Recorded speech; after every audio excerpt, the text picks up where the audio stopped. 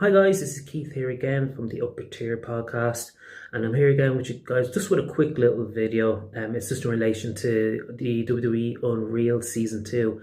Now, I've finished watching all the episodes, guys. This is a spoiler alert, I will be chatting about the episodes, so if you haven't watched any of the episodes, or if you're only halfway through it, or whatever it is, just a bit of a spoiler alert to you, as I will be chatting about each of the episodes, but just to say to you guys for episode one, interesting episode, I have to say, but overall, as I went further into the different episodes, I thought the Becky Lynch and Seth Rollins one for episode one, I thought it wasn't really needed. I mean, quite honest with you, I would have rathered if they had like an LA Knight.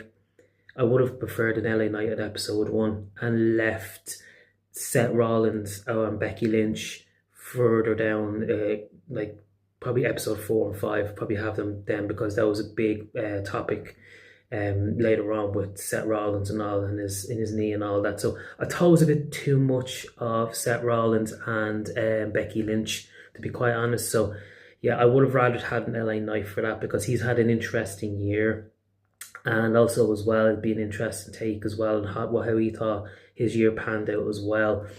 If they did a bit of camera work for him, but it wasn't to be, unfortunately. But yeah, aside from that, there was Gunther and Pat McAfee. I think looking at it now and looking when they were talking about the writers' room and all that, they weren't really behind this, you could see, and it was more just like a filler match. It's just something to get by with and something to fill the card with, really. And you could see that, I think it was Bruce Pritchard saying like that he wanted Gunther to, Pat McAfee to win. But if that happened, then like I was thinking, I was like, if that happens, then that's going to affect Gunther. Do you know, like it's going to affect his momentum at the time, and it's going to affect everything. Like, and he's going to have to build himself up again.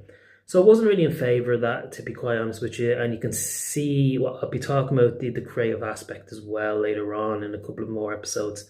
My thoughts about it. But yeah, episode one, it was okay, to be honest. I did like future episodes that they had, but for episode one, like I said, wasn't really fond of it that much. Like I said, I thought, like I said, they could have had LA Knight instead of Seth Rollins or Becky.